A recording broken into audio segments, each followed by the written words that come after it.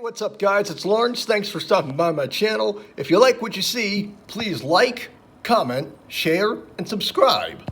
Thanks. Hey, what's happening, everybody? This is Lawrence Ross. I want to talk about this article about the Super Bowl halftime show.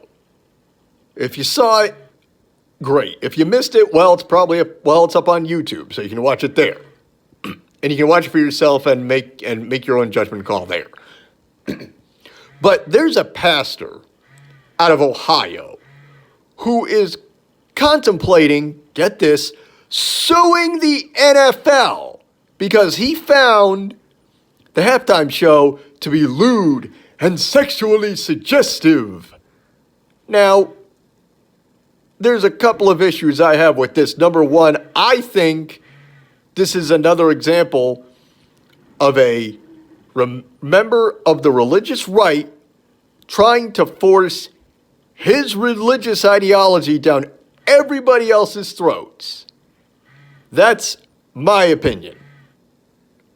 The other thing, I think it's just faux outrage. He's just doing this because he wants something to complain about, so he's going to try and drag the NFL through the court system. One man can't take down one organization. That doesn't always work. It's not like a David and Goliath kind of thing. It just isn't, man. And this reminds me very much of what happened back in 2004 at the Super Bowl halftime show. And here's the thing I don't get. Janet Jackson had her breast on screen for like a second and a half, however long it was. And the nation freaked out. And radio fell on the sword. Not television, radio. Guys like, well, established names. Howard Stern, throwing off 6 Clear Channel stations. Bubba the Love Sponge, canceled by Clear Channel. The regular guys out of Atlanta, fired because they tried to do this thing where they're like, we're going to do a mockery of this censorship thing, but the problem is they had their microphones open. And they gave up the ghost rather quickly, and it backfired. Oops. But yeah, my opinion is this.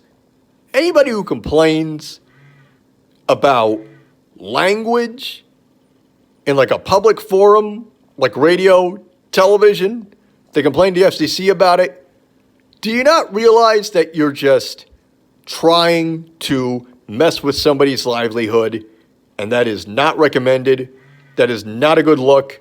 That person who you may find to be indecent, immoral, etc., whatever you want to call them, that person still has to make a living.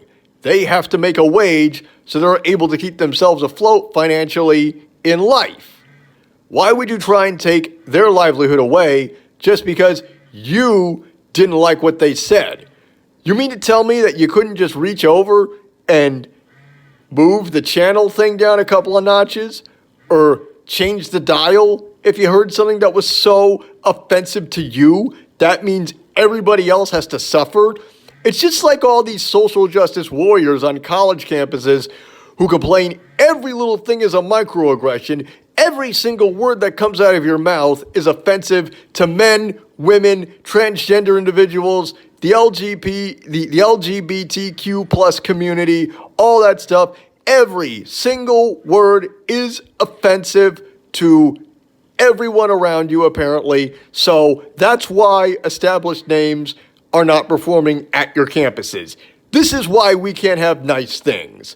People need to stop being so offended by every little thing in our society. There are some things you can control and some things you can't. There's not much else you can really do about it. You want to complain about language? Fine, just don't do it around other people because you're going to get torn down. And you're going to deserve it too. Because you can't be going through life and complain that almost every word that comes out of someone's mouth is a microaggression. You just can't. I actually used to be like one of these language police people. Oh yeah, definitely. When I was 5, 6, 7 years old, if I heard an adult drop the F-bomb or anything of that nature, my reaction was, say you're sorry. You know what? I grew up and I accepted that these words are going to be big. These words are going to be in society, whether you like them or not, and you better get used to them. So that's my stance on that. I'm Lawrence Ross. Thanks for watching, and I'll see you later.